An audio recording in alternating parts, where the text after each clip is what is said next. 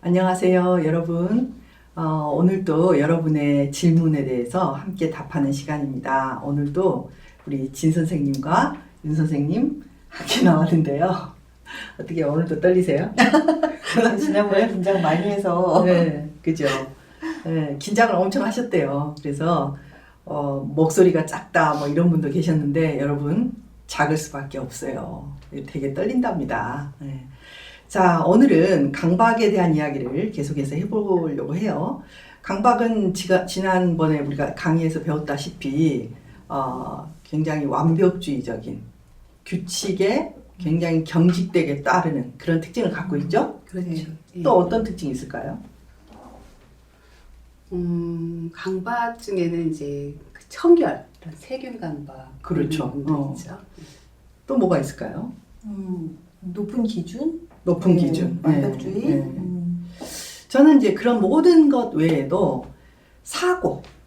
그러니까 사고의 양이 사람마다 다를 거 아니에요. 근데 이제 강박은 너무나 많은 사고를 더해서 사고의 바다에 빠져버리는 그렇죠. 그런 양상이라고 볼 수 있는데요.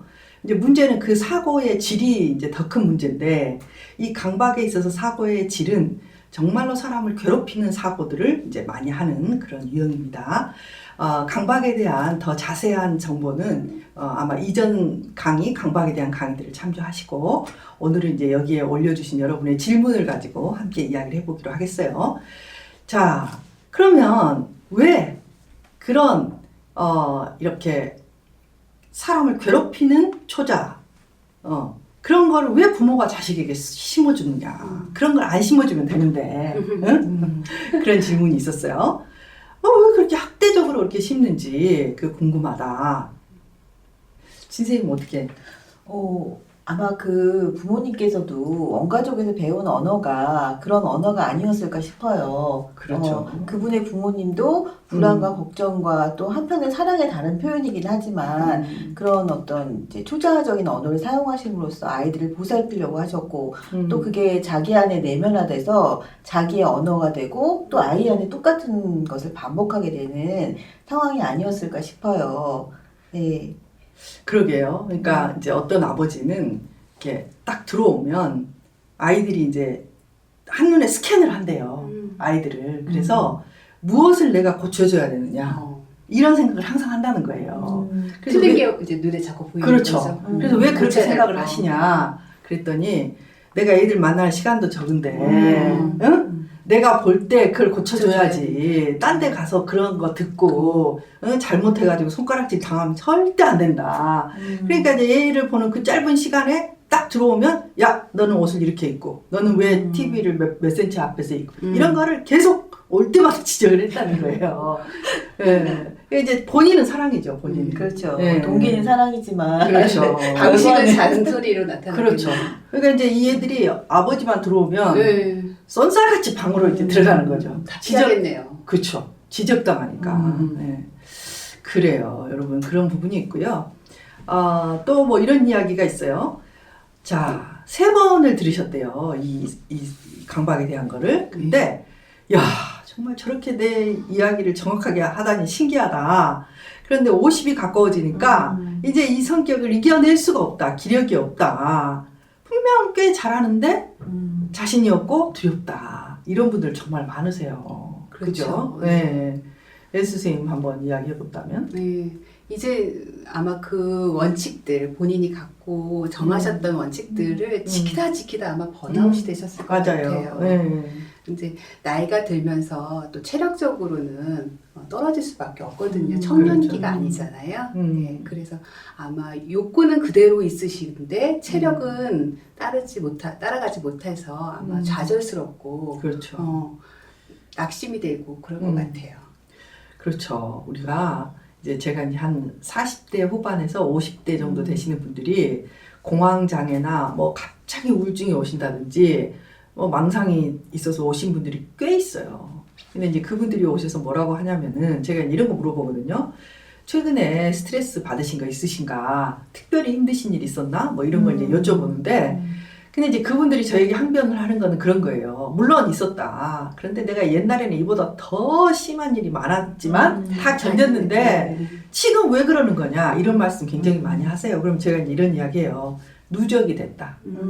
누적. 첫째는 누적이 됐고 둘째는 이 30대의 자아의 힘과 그렇죠. 50대의 자아의 힘은 다르다는 거죠. 그래서 이제 그런 부분들을 이제는 완전히 100% 차서 넘쳐서 이제 더 이상 견딜 수 없을 수도 있다. 뭐 이런 이야기를 드려요. 그래서 여러분의 몸이나 여러분의 삶이 영원히 다 이렇게 지속되는 게 아니라 때가 되면 약해지잖아요.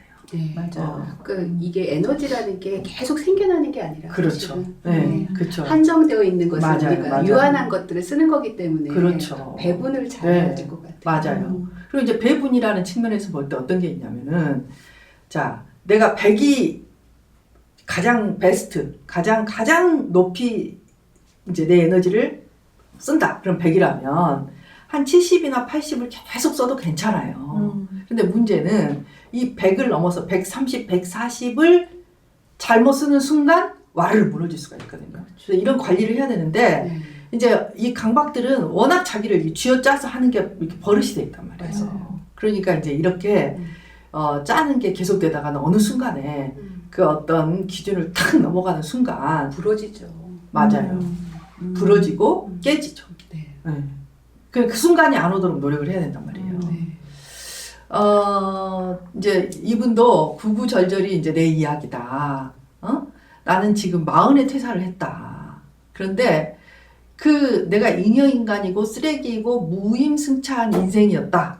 나는 가치가 없다. 이런 생각을 하시고 또 자기애적인 시부모님들이 나도 그런 생각을 하는데 주위에서 또 그 생각을 계속 그렇다고 행동을 하는 거예요. 너는 뭐 내 아들에 비하면 아무것도 아니고 막 이렇게. 그러니까 이 자기애적인 분들의 특징이 뭐냐면 이렇게 누군가 나나 나의 이렇게 좋아하는 사람들은 이렇게 높이 띄우고 최고. 다른 분들 그렇죠 최고고 다른 사람들은 막 이렇게 펴박는 폄하하는 사람들인데 그러면 이제 이분이 가지고 있는 사고가 뭐냐면은 나는 좀 부족하지 않은가 강박이 갖고 있는 생각들이잖아요. 그렇죠. 네, 뭔가 부족하다. 네. 그렇죠. 그러니까 끊임없이 노력하고 완벽하려고 노력하는데 실은 이제 본질적인 내가 있다면 강박을 주는 사고가 지금 되게 큰 문제잖아요. 근데 그 사고가 뭐냐면 너는 쓰레기이다. 너는 무임승차다. 너는 가치가 없다. 이런 사고가 문제지. 실제로 이 사람이 쓰레기란 말이에요. 그렇죠. 사고하고 자신을 구분해야 돼요. 맞아요. 네. 그리고 그 사고가 올라올 때 정서가 있잖아요. 네. 그 정서를 못 견디니까 네. 그걸 행동화해버리든지 다른 어떤 걸로 그렇죠. 그리고 가만히 있지 못하고 계속 열심히 뭔가를 한다든지 그렇죠. 뭐 네. 이런 식으로 해소를 하시는 것 같더라고요. 네. 그래서 실은 이 사고는 우리의 인생을 돕기 위한 시녀지 나 자체가 아니에요.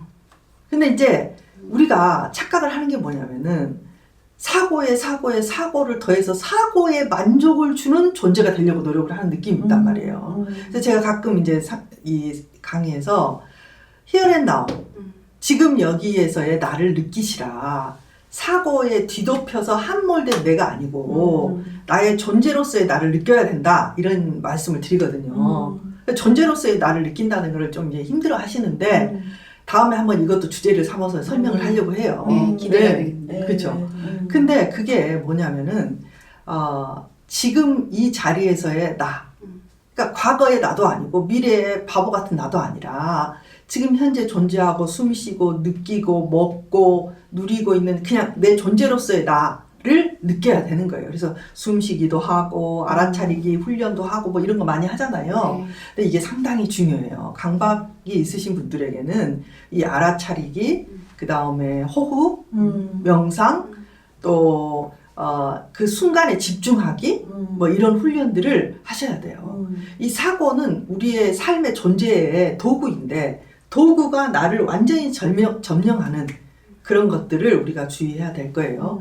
조금 이렇게 어렵게 느껴지시기도 하겠지만 다음에 제가 언젠가 이 지금 현재에 집중하기라는 주제로 이제 정말 깊이 있게 한번 다뤄보려고 합니다. 자, 또 어떤 이야기가 있냐면은 연로하신 분이 자꾸 주위 사람을 비난하고 추궁하고 윽박지른다. 이게 강박이냐? 그런 질문인데 어떠세요? 네, 재밌는 질문인 것 같아요. 네. 근데 윽박지르는 네. 주위 분들, 어르신들 때문에 이분이 그죠? 힘드셨나 봐요. 네.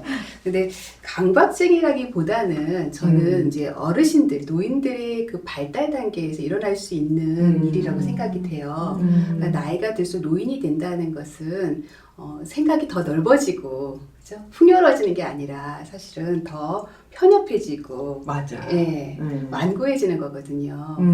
그렇기 때문에 자꾸 이제 기다려줄 수 있는 여유도 없고, 맞아요. 예, 아이처럼 조르고 윽박지르고 맞아, 채근하고 맞아. 재촉하고 이런 패턴이 나올 수 있을 것 같아요. 그렇죠. 네, 근데 저는 이제 여기서 조금 한 번 더 말씀드리고 싶은 내용은 뭐냐면 우리가 노년기를 잘 준비한다는 거, 멋진 노인이 되기 위해서 사실 중요한 건 중년기에 그런 자기를 잘 준비해야 되는 그렇죠. 거잖아요. 성찰하고 성찰하고 자기를 이해하고 자기의 세계를 넓히고 그랬을 때 정말 멋진 노인이 되는 거지. 그런 작업이 없다면 이제 완고하고 우리가 이제 맞아요. 맞아요. 꼰대라고 하는 맞아요. 그런 모습으로 늙어갈 수밖에 없을 것 같아요. 그래요. 네, 그리고 어르신들은 내가 노인이 됐기 때문에 그건 흠도 아니고 흉도 아니잖아요. 발달적인 모습이라서 내가 생각이 좁을 수도 있고 내 생각이 틀릴 수도 있다. 이런 것들을 조금 인정해 주는 거. 그렇죠. 예, 그래서 좀 도움을 요청하는 거, 남의 이야기도 좀 들어보는 거, 음. 이런 것들이 좀 필요할 것 같습니다. 맞아요. 젊을 때는 유연성이 좀 맞아. 좋다가 네. 나이 들면 유연성 떨어지잖아요. 그렇죠. 몸도 맞아요. 심리적으로도 마음도. 그럴 네. 것 같아요. 그래요. 근데 왜 우리가 몸은 나이 드는 걸 인식을 하는데 네. 마음이 나이 들거나 그 어떤 사고가 그래요. 나이 들고 네. 이런 경향성을 조금 무시하는 경향이 있어서 인정하지 않으려고 네. 하는. 네. 제가 이제 2000년대 초에 우리가 상담 시작하고 그랬을 때 우리 안에 있는 논의가 있었어요. 그게 뭐냐면은 그러면 상담은 몇 세까지 하는 게 맞나? 그런 이야기 안 들어보셨어요? 그런 말이 많이 있었어요, 그때. 그래서 이제 우리가 그때 무슨 이야기 했었냐면 그래도 60세가 넘으면 상담하기 힘들지 않을까? 네, 고치기 어렵지 않다. 그렇죠. 그런 얘기들 했었죠. 네. 그때가 2000년대 초란 말이에요. 그래서 이제 그때 우리의 생각들은 그런 거였어요. 네. 왜냐하면 그때는 평균 나이가 몇 살이었냐면은 70살이 안 됐단 말이에요. 맞아요. 네. 그러니까 그때 생각은 이제 뭐 곧 돌아가실 텐데 네. 그꼭 상담을 할 필요가 고칠 있느냐 필요가 있냐. 맞아. 고쳐지지도 않는데. 그런 생각을 했단 말이에요. 네. 그런데 제가 이제 벌써 20년이 됐잖아요. 그런데 맞아요. 지금 제 생각은 어떤 거냐면 이런 거예요. 60이 됐든 70이 됐든 80이 됐든 받을 수만 있으면 상담을 받는 게 좋다. 네. 어우, 인생이 풍요로워지죠. 그렇죠. 네. 근데 이제 노력이 저는 풍요로워지죠. 인생이 풍요로워져서 그래야 된다고 생각하는 게 아니라 이렇게 나이 드신 부모님 때문에 고통을 받고 있는 자녀들이 너무 상담을 많이 와요. 그렇죠. 괴롭죠. 너무 괴롭다는 거예요. 피해자들이. 피해자들이. 근데 이제 옛날에는 이제 부모님이 은퇴하시고 한 10년 있으면 조금 이렇게 힘들어도 그냥 또 가시니까. 그러니까 이제 아쉬워하고 그러다가 끝났거든요. 근데 이제 끝이 없는 거예요. 100세 시대니까 100세 시대니까 40년을 더 사시잖아요. 네, 맞아요. 근데 이제 그래서 지금 생각은 어떠냐면 제가 이제 내담자 중에 70대신 분도 계시고 80 넘으신 분도 계세요. 근데 지금 제 생각은 뭐냐면 언제든지 상담을 받는 게 훨씬 좋다. 제가 이렇게 생각을 해요. 왜냐하면은 이제는요 이 나이 드신 분들이 똑똑해. 그리고 공부를 열심히 해요. 그러니까 참 내가 놀란 게 뭐냐면 이 80대신 분이 이 강의를 들으시고 상담을 결심을 하셨어요. 대단하시네요. 네. 멋지시네요. 네. 그러니까 이제 옛날 노인이 아니에요. 맞아요. 네. 그래서 정말 똑똑한 엄마 아빠들 너무 많아요. 그리고 이제 100세까지 살아야 되는데 여러분 인생에서 제일 무서운 문제가 뭔지 아세요? 뭘 것 같아요? 죽음 아니에요. 맞아요. 죽음. 우리가 늙어서 죽는다는 게 이제 너무 두렵고 크고 공포스러운 문제란 말이에요. 그걸 심리적으로 감당을 못 하잖아요. 그러면 정말 치매 오지, 네. 몸 쇠약하지, 자식들 보면 사랑 안 하는 것 같지, 정말 서운한 마음. 서운하지, 서운하지. 막 어떻게 할 수가 없는 마음들이 되기 때문에 저는 이 연로하신 분들 상담 받는 거 아주 권하고 싶어요. 주위에 상담 받을 곳은 너무 많잖아요. 그쵸. 네. 네. 건강가정지원센터도 있고 네, 또 사교 상담실도 있고 굉장히 많으니까 연로하신 분들에게도 상담을 권하는 거 네. 여러분 잊지 말아주세요. 네. 네, 그리고 요즘 네. 그 어르신들이 손주들 키우고 네. 이제 네. 많이 이제 맞벌이 때문에 손주들 많이 봐주시잖아요. 근데 아이들이 손주들이 좀 크면 그때부터 할머니한테 대들고 그렇죠. 네, 그래가지고 어르신들이 너무너무 마음에 속상해하시고 맞아요. 우울해하시고 맞아요. 자식같이 키웠는데 이렇게 네. 나를 홀대하나. 네, 그래서 정말 어르신들도 상담이 많이 필요하시더라고요. 맞아요. 네. 노인 우울증도 많잖아요. 맞아요. 근데 결국은 노인기 때는 자기 삶에 대해서 어떻게 해석을 하느냐에 따라서 그렇죠. 통합할 수 있는 그 네. 시기니까 상담을 받으시고 자기 삶에 대해서 이렇게 반추해 보시고 정리도 되게 하시고. 중요한 시기일 것 같아요. 그래요. 자, 우리 노인 그 연로하신 분들에 대해서도 되게 우리가 할 말이 많은데 오늘은 강박이니까 네. 넘어가 봅시다. 자, 어떤 분이 한국의 10대 대기업 중 3개를 다녔다. 와. 이거 보통 실력이 능력자시- 아니죠. 네. 네. 근데 나를 괴롭히고 피곤하게 하는 스타일이다. 강박이죠. 네. 아, 어떡하면 좋아. 그러게요. 아유, 정말 너무 남들은 안 괴로워. 안 괴로워. 본인이 제일 본인이 많이 괴로워. 괴로워요. 근데 이제 지금까지 40대가 곧 되신대요. 그러니까 그럭저럭 잘 버텼는데 이제 몸이 못 견디겠다. 근데 어떻게 살아야 되겠는지를 모르겠다. 아유, 안타깝네. 그쵸. 이런 분들 많죠. 네, 네. 우리 주변에 있는 이제 대부분의 네. 가장들 네. 이런 어려움 갖고 계실 것 같아요. 근데 사실은 이분은 강박 때문에 10대 기업 중 3개를 다녔 정도의 능력이 네. 있으셨을 것 같고 음. 그 강박이 갖고 있는 어떤 긍정적인 면이 있잖아요. 이점이 있었죠. 좋은 것들을 성취해내고 높은 음. 것들을 또 성취해낼 수 있는 능력이 있으셨을 것 같은데 40대가 되게 중요한 시기잖아요. 맞아요. 네, 이제 사축이라 그래서 네. 새로운 어떤 에이지에 들어가는 거고 그때는 이전의 옷으로는 이전의 방식으로는 내가 입었던 옷의 방식으로는 살 수 없는 맞아요. 그런 시기인 것 같아요. 네. 그래서 네. 새로운 옷으로 갈아입으셔야 되는데 사실 이런 것들이 이런 어려움이 느껴지고 생겼기 때문에 아 내가 다른 방식으로 살아야겠구나 아마 위기의식을 느끼셨을 것 같아요. 이제 이후에는 40대 이후에는 내가 생각하는 어떤 목적이나 이런 것보다는 자기한테 초점을 맞추는 게 되게 중요하지 않을까 싶어요. 내가 무엇을 원하는지 그리고 내 주변과의 관계들 사실은 죽음을 맞다 보면 노년기로 가다 보면 남는 건 관계밖에 없잖아요. 그렇죠. 나와 네. 아이와 나와 네.